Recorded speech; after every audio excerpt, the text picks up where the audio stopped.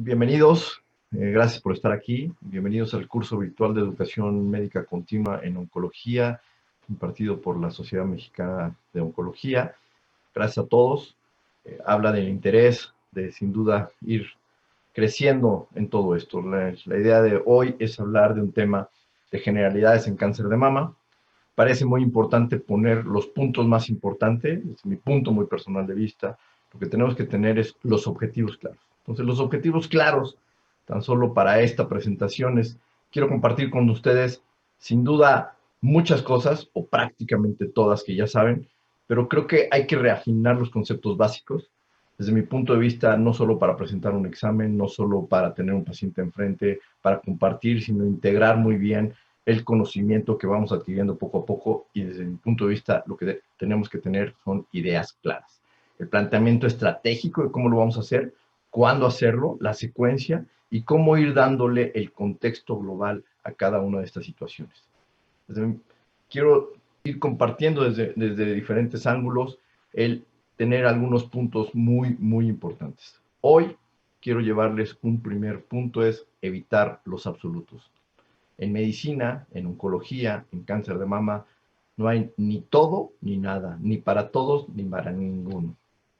Hoy, sin duda, voy a tomar algunos segundos muy rápidos para hablar del contexto global, porque finalmente tenemos que saber de dónde viene el problema.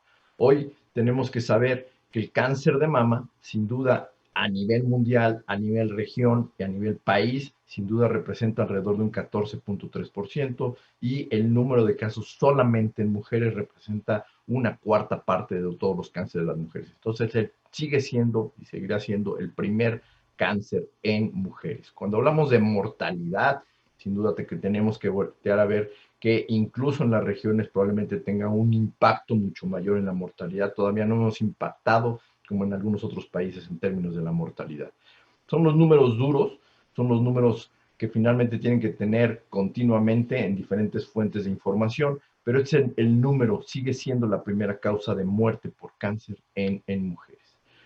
Al final del día, cuando estemos hablando de cáncer de mama y en las pláticas subsecuentes que van a tener, prácticamente tenemos que hablar de qué estamos hablando. Mientras empezamos a tener realmente esos puntos básicos, lo entenderemos perfectamente. Cuando hablamos de tumores luminales, cuando hablamos de tumores basales, de células mioepiteliales, tenemos que saber por qué es la interacción de todo esto. Entonces, hoy tenemos que saber exactamente de qué parte de la glándula mamaria viene este cáncer, de qué tipo de célula estamos hablando y cuáles son las características, más allá de terminarlo de etiquetar, es un triple negativo, es un luminal.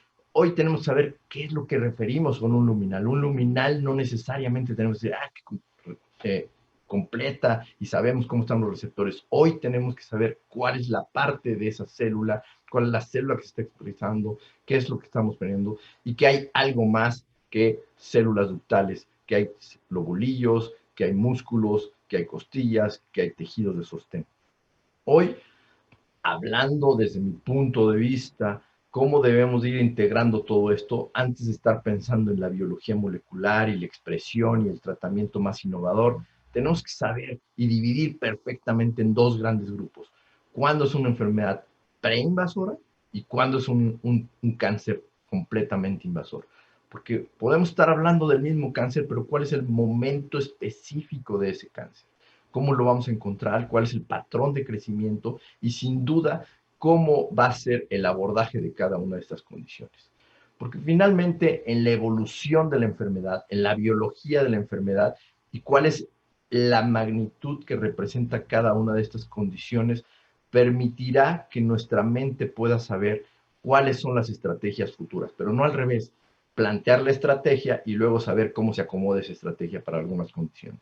Entonces, en algunas de mis recomendaciones, al entender hoy cáncer de mama de una manera muy general, sin dudas van a estar todos estos nombres que ustedes están más familiarizados, que si es un luminal, like A, si es B, si es HER positivo, si expresa, si no expresas, si es la triple negación, que ni receptores tiene, ni HER tiene.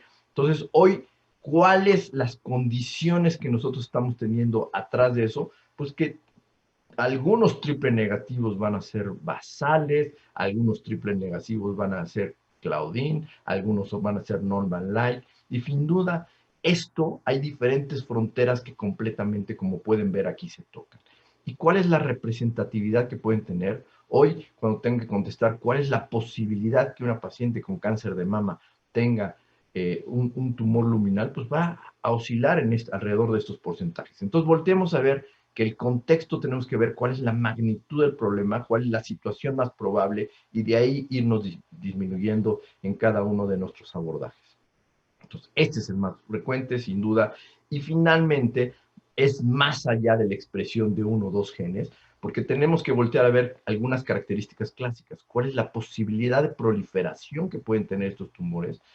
Eso se traduce sin duda en el grado histológico. Entonces, si vamos poniendo el pensamiento lo más ordenado posible, pues tenemos que saber qué tipo de tumores, porque puedes saber un triple negativo, pero no es lo mismo un triple negativo en un cáncer ductal que un triple negativo en un tumor mesenquimal.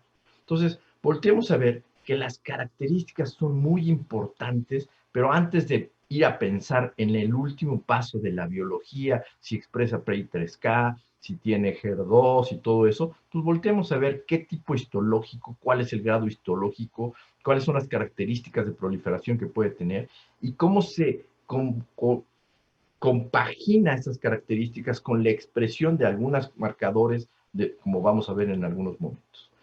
Finalmente, tenemos que voltear a ver que antes de estar hablando del último paso de cómo vamos a tratar a los pacientes, tenemos que identificar la estimación de riesgo de cada uno de estos pacientes. Y no nada más me refiero al riesgo potencial de tener cáncer, sino al riesgo potencial de tener algunas otras comorbilidades, de la interacción intermedicamentosa que puede tener. Desde mi punto de vista, hay que darle el contexto al paciente. Hoy hay que saber en quién estamos tratando, su edad, sus comorbilidades, sus preferencias, sus condiciones. Hoy, sin duda, parece un mensaje ya muy trillado, pero la detección temprana y la prevención de condiciones no solo se debe de referir a encontrar más tempranamente al tumor. Hoy el tratamiento temprano, las condiciones tempranas, la prevención de efectos colaterales que pueden tener estos tratamientos también van a impactar sin duda en la supervivencia de nuestros pacientes y debemos de buscar opciones de reducción de riesgo, no nada más para tener o no tener cáncer, sino tener efectividad o no tener efectividad y darle una secuencia efectiva a nuestros tratamientos. Hoy estamos montados en la medicina dirigida, pero la medicina dirigida va al paciente correcto, en las condiciones correctas, en los tiempos correctos, en el contexto correcto, además de estos marcadores que sin duda tienen una gran efectividad cuando le damos el tratamiento correcto a los pacientes. Hoy volteemos a ver una medicina multidisciplinaria, pero en la medicina multidisciplinaria no nada más es juntarnos a hablar de diferentes aspectos. Tenemos que hablar de las condiciones del paciente, de las condiciones del tumor. Y cuando hablo de recursos, tenemos que hablar de las condiciones alrededores que nos permiten tomar alguna acción. El mejor tratamiento, cualquier modalidad que sea, cirugía, tratamiento sistémico, tratamiento con radioterapia, sin duda el mejor tratamiento es el que el paciente puede llevar a cabo. Y me refiero a eso, que las mismas condiciones del paciente o las condiciones del tumor lo permitan o no lo permitan. Hoy, ¿cómo puede ayudar esta medicina en la precisión? Finalmente, hay muchos contextos y ahí es en donde yo quiero detenerme en esta plática de generalidades, que a veces perdemos la brújula en entender que queremos pensar que la medicina de precisión es que si es HER positivo le voy a dar tratamiento con trastuzumab. Hoy tenemos que hablar que la medicina de precisión tenemos que hablar del abordaje del paciente en una relación lo más pura posible de la relación médico-paciente y aumentar la comprensión y la importancia de la medicina basada en evidencia y sin duda montarnos en la guía de práctica clínica más adecuada que pueda referirse a los pacientes. Entonces, hoy no se salgan de las guías y sin duda no se van a equivocar. Cuando hablamos de cáncer de mama tenemos que hablar de diferentes aspectos. La primera parte es cuál es el abordaje que yo voy a poner, cuál es la estrategia que voy a tener. Y ahí vamos a hablar, como tocamos en algunos momentos, cuál es la epidemiología, no solo a nivel mundial, sino de las posibilidades que puede tener ese tumor, cuál es el riesgo global que tiene ese tumor, sin duda, para tener un mejor resultado en todos los sentidos. y cuál es el mejor abordaje para no dejar ningún cabo suelto. ¿En qué pacientes debo yo de darle un abordaje para una etapa temprana, cuando el tumor esté localizado o cuando clínicamente o con algún tipo de sospecha no esté localizado? Hoy es muy importante hablar de las condiciones más básicas de patología, qué tipo histológico tiene, cuál es el grado, cuáles los mínimos receptores que me van a terminar de ayudar a saber cuáles son los factores pronósticos, y sin duda todo eso termina hoy en el TNM y en los biomarcadores. Y luego pensemos en realmente en donde muchísimos pasan al revés. Piensan en el tratamiento antes de tener un buen abordaje, piensan en el pronóstico antes de tener un buen estadiaje, piensan en cuál va a ser el resultado de ese paciente antes de saber todo lo que platicamos antes. Pero tratando de simplificar lo más posible, cuando hablamos de tratamiento, de pronóstico y de resultado, primero tenemos que preguntarnos si le voy a dar un tratamiento local, si le voy a dar un tratamiento regional y un tratamiento sistémico. Hoy puedo decir que cáncer de mama es la combinación de las tres condiciones. De una forma u otra, todas las pacientes con cáncer de mama deben de considerarse recibir un tratamiento locorregional y al mismo tiempo sistémico. El tema son los tiempos, el tema son las secuencias, pero ahorita lo vamos a ver. Entonces, cuando estoy hablando del abordaje de estrategia, ¿qué es lo que necesito? Determinar perfectamente los factores de riesgo, determinar cuáles son mis factores pronósticos y hacernos las preguntas más cotidianas de la vida. ¿Qué? ¿Cuánto? ¿Cómo? ¿Por qué? ¿Cuánto tumor hay? ¿En dónde hay? ¿Por qué lo hay? ¿Cuáles son las condiciones que entiende desde el punto de vista tanto anatómico como biológico de cada uno de esos tumores? Cuando hablamos sin duda del tratamiento y de entender el pronóstico y de tan solo tratar de predecir el resultado, necesito entender lo que es pronóstico y necesito entender lo que es predecir y necesito conocer cuándo es un exceso de tratamiento. Y eso finalmente nos ayuda a entender cuando tenemos el objetivo claro, en términos de, hoy estoy haciendo estas acciones por información o lo estoy haciendo por control de la enfermedad. Y uno de los ejemplos que puedo poner es el estado ganglionar. Quitar 50 ganglios lo hago por información o por control de la información. Hoy el estado ganglionar es información, es pronóstico, es saber cómo le va a ir ese paciente.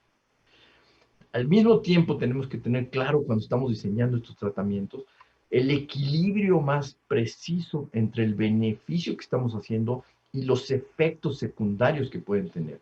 Porque no nada más es un tema de supervivencia, sino la calidad de vida que va a tener esos pacientes en este tema de supervivencia. Entonces, cuando hablamos de los quiénes, me refiero sin duda de quién lo debe de hacer, a quién lo debe de hacer, a quién se le debe estar tratando, y esto es un binomio entre quién es el que debe aplicar diferente tratamiento, quién es el que debe de aplicar diferente abordaje diagnóstico, quién debe de leer esas condiciones y en quién estamos hablando. Cuando hablamos de cuánto, podemos hablar de cuánto a nivel tanto macro como micro, cuánta enfermedad hay y en dónde hay, y cuánta proliferación, cuánta expresión y cuáles son las características de estas condiciones. El cómo y por qué es, ya una vez que tenemos esta información, es cómo voy a integrar esas condiciones de cómo sustituir esa alteración y cómo bloquearla y cómo tener perfectamente claro mi estrategia terapéutica. Porque finalmente los factores pronósticos más clásicos, y aunque esto parezca muy básico, lo tenemos que tener claro en una gráfica. A mayor edad, a menor edad, las condiciones pueden ser cambiantes, porque finalmente no es lo mismo tener supervivencia global a supervivencia específica por cáncer de mama. Entonces, ahí es en donde las curvas ya no se hacen tan grandes. Entonces, sí tenemos que tener en consideración cuáles son las características y cuál es la posibilidad de supervivencia de todos estos pacientes.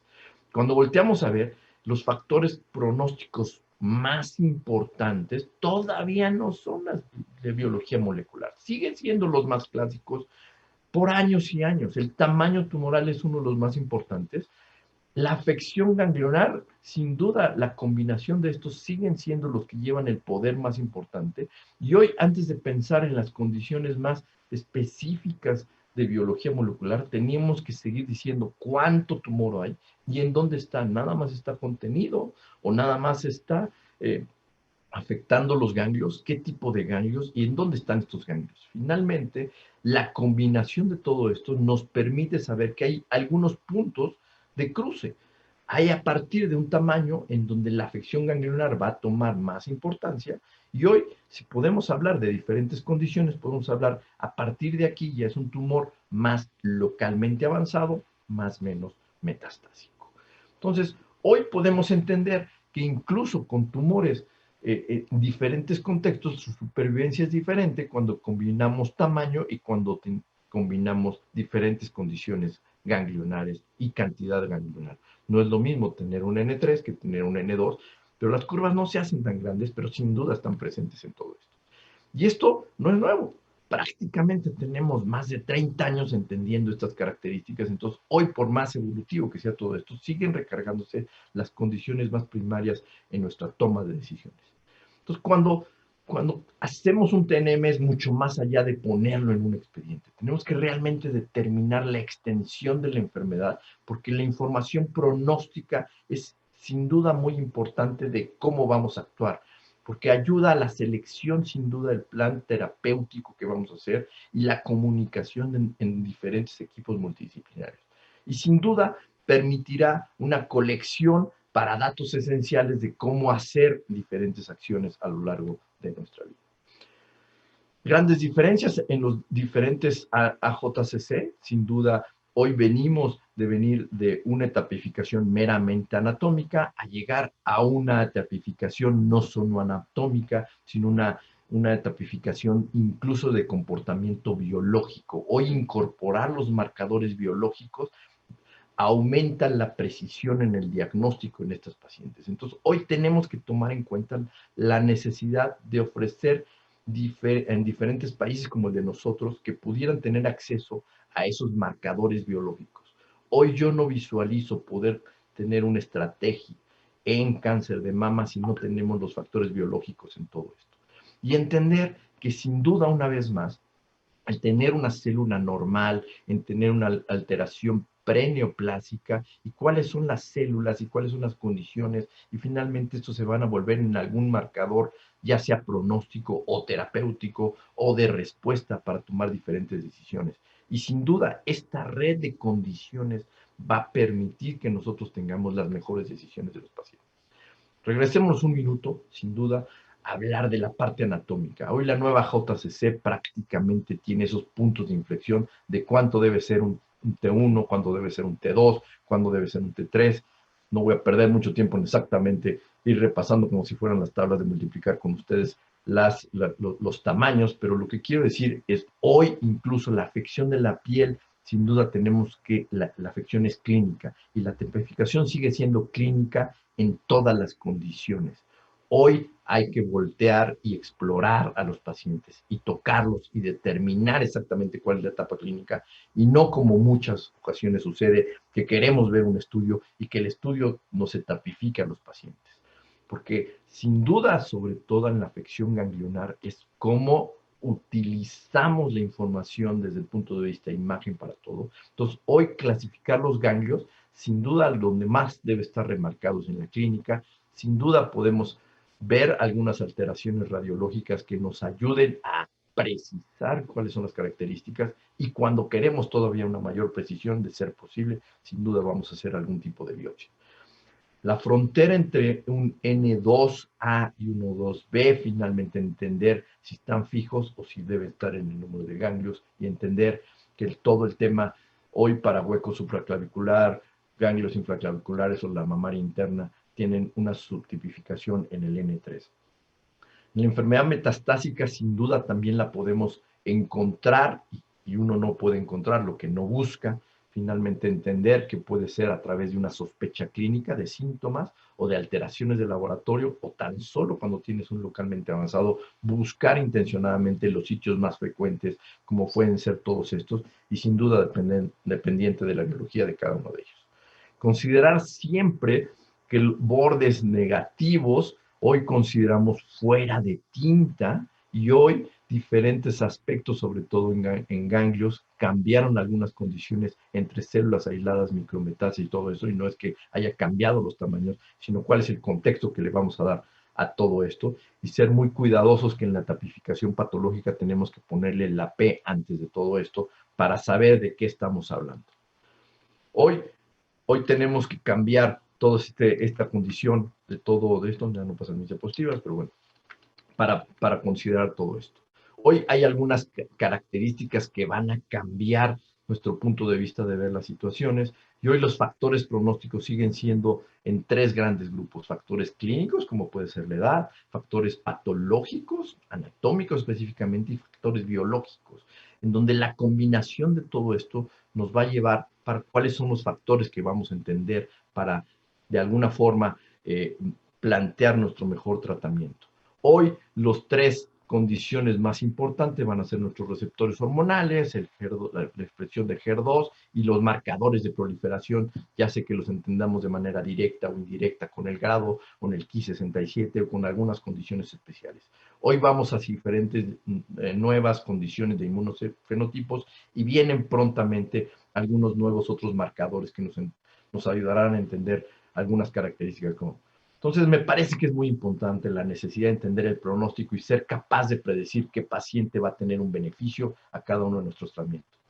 Hoy se ha ido trabajando muchísimo, y este es un estudio que sin duda vino del MD Anderson, en donde etapas diferentes, una etapa temprana en diferentes biologías puede tener diferentes pronósticos; una etapa localmente avanzada, las curvas se van a abrir mucho más, y finalmente entender cómo subgrupo pueden entender la combinación entre anatomía y biología, porque hay algunas características que subirán o bajarán el estadiaje desde el punto de vista pronóstico cuando combinamos estas dos condiciones.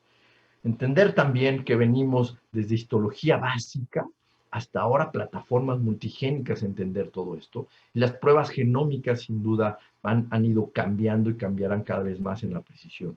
Pero es importante saber cómo contribuir en la decisión del tratamiento de cáncer. ¿A quién podemos evitar el tratamiento? Y eso necesita un marcador pronóstico. ¿Y cuál es el que mejor funciona? Y eso necesita un marcador predictivo. Entonces, uno nada más me dice alto riesgo y bajo riesgo, y voy a tomar mis decisiones en base al riesgo. Cuando tomo condiciones de marcadores predictivos, y un ejemplo es HER2, es qué tiene alta posibilidad de respuesta específica y quién tiene baja posibilidad de respuesta específica. Entonces, hoy hay que saber de qué marcador y cuál es el objetivo que estoy teniendo, porque finalmente este es un acúmulo de condiciones entre genes que tienen que ver directamente o indirectamente con proliferación o no proliferación. Incluso hay modelos matemáticos que nos permiten entender estas condiciones. Pero los marcadores más poderosos y tan solo en posibilidades siguen siendo los los receptores hormonales, o el GER, o los marcadores de proliferación. Y hay veces que hay que entender entre líneas que incluso cuando dices receptores hormonales, incluso el de progesterona puede tener por sí mismo algunos cambios en el pronóstico entre ser progesterona negativo o progesterona positivo. Esto permite que entendamos incluso otro nivel de entendimiento. Hoy, saber cuáles son las características del tumor primario y cómo se va a comportar en la línea del tiempo nos ha permitido que incluso adquirir neoadyuvancia y tratar con neoadyuvancia, conocer las condiciones de respuesta y tomar esa información como algo muy importante. No solo, pero es importante tener claros los objetivos que estamos persiguiendo cuando damos tratamiento con neoadyuvancia, si la respuesta patológica es lo que estamos persiguiendo, si la respuesta anatómica es lo que estamos persiguiendo, o si las condiciones clínicas del paciente o las condiciones ambientales. Hoy es un ejemplo, la pandemia es la que estamos buscando. Y sin duda entender la enfermedad residual, que tiene un valor en algunos subtipos muy importante en términos de información, porque lo que queremos saber es en términos de recurrencia o no de recurrencia. Hoy la respuesta patológica empieza a ser un marcador subrogado cada vez más importante en diferentes subtipos y en informaciones muy importantes alrededor de todo esto. Entonces, hoy respuesta patológica empieza a asomarse, a entender algunas características específicas en esto, y hay estudios alrededor de todo esto que lo marcan perfectamente. Incluso hay modelos de predicción clínica como el NeoBioScore, en donde le da diferente puntaje y hoy están en proceso de terminar de validación este tipo de condiciones como las que tenemos incluso en la JCC. Entonces, hoy pasamos de una era completamente anatómica, en donde nada más hablábamos de tamaño, de cantidad y de localización de tumor, a entender en nuestra nueva clasificación, entender no solo el tamaño, no solo el estado ganglionar, sino la posibilidad de recurrencia, el grado, estos biomarcadores. Y hoy la complejidad, sin duda, es en entender incluso el comportamiento de estos tipos de tumores, porque puede ser un triple negativo, que nosotros, dándole diferentes estrategias con la respuesta patológica, podemos cambiarle la historia a todo esto. Entonces, hoy incluso hay Next Generation Sequencing, en donde podemos entender en diferentes momentos del tiempo hacia dónde vamos a encontrar diferentes targets para todo esto. Hoy, ya casi para terminar, creo, porque van a tomar varias pláticas alrededor de todo esto, pero me parece importante terminar diciendo que los principios terapéuticos, hoy tenemos que hablar de cuál es la condición y el momento, y hoy vamos hacia una, hablando de la parte quirúrgica, ahí vamos a unas decisiones más funcionales en términos de extensión. El quitar más no necesariamente hace más beneficio en el paciente. Hoy cuando hablamos de tratamientos, incluso con radiación, hoy hablamos de diferentes fraccionamientos, hay por fraccionamientos, y hoy al mismo tiempo hay más extensión de radioterapia. Y en tratamiento sistémico, hoy se va moviendo las condiciones en un tratamiento no solo dirigido, sino en el número de tratamientos, la combinación, pero sobre todo la secuencia, si lo damos antes o si lo damos después. Entonces, el objetivo principal en los pacientes es erradicar o controlar o en términos pronósticos. Hoy los pacientes deben de buscar en etapas tempranas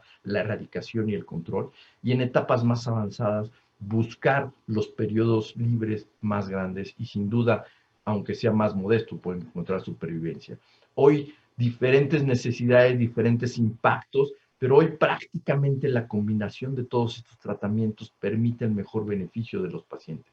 Hoy venimos de una historia sumamente regional, incluso hasta Halsted, hasta pasar por condiciones ya de cirugías mucho más funcionales. Hoy podemos cambiar la historia de estos pacientes porque venimos de lo super radical a la actual funcionalidad y no tenemos, son muchos años después de todo esto para entender que en un ganglio centinela lo que busca es la misma información con una menor morbilidad. Hoy de la cirugía clásica, estas son las contraindicaciones clásicas de cirugía conservadora, para ponerles un ejemplo, y las indicaciones eran en etapas tempranas. Hoy se puede hacer cirugía conservadora en localmente avanzados, como decían antes las contraindicaciones. Hoy las microcalcificaciones difusas, incluso con cirugía oncoplástica, se pueden hacer. Entonces, hoy vamos en un continuo de no de ser tan absolutos de estas son las indicaciones absolutas y estas son las contraindicaciones. Hoy, con que tengamos perfectamente localizado el tumor, el adecuado control de márgenes y sin duda saber que todos esos pacientes hay que considerarlos que deben de recibir adyuvancia con cirugía conservadora, con radioterapia, es importante. No me quiero ir sin dejar algunos conceptos porque a veces me parece que quedan muy en el aire. El ganglio centinela es el primer ganglio que drena del tumor primario. Depende de una curva de aprendizaje el encontrarlo y la finalidad del procedimiento no es tratamiento, es estadificar con la menor movilidad posible. Hoy las indicaciones claras de ganglio centinela es en ganglios clínicamente negativos. Ha ido aumentando en tomar la cirugía funcional de mama, en hacer cirugías menos extensas, pero ganglio centinela, conceptualmente hablando, solo es en ganglios clínicamente negativos. Podemos hablar el papel del ganglio centinela cuando viene clínicamente positivos y cómo hacer un downstaging. Hoy no se metan en problemas, hoy ganglio centinela es en clínicamente negativos conceptualmente. Tenemos que voltear a ver que la enfermedad se ha vuelto crónica y que los pacientes van a tener que vivir con esas condiciones de los efectos secundarios de los tratamientos que nosotros provocamos. Hoy saber que todos estos efectos provocados no necesariamente fueron directos por el tumor, sino por nuestros tratamientos. El exceso de los tratamientos hay que ponernos en nuestra mente desde el inicio de todo eso. Al final del día, muchas gracias. Es un panorama muy general de lo que estamos viviendo y sobre todo estos factores pronósticos y predictivos para entenderlo. Gracias a todos.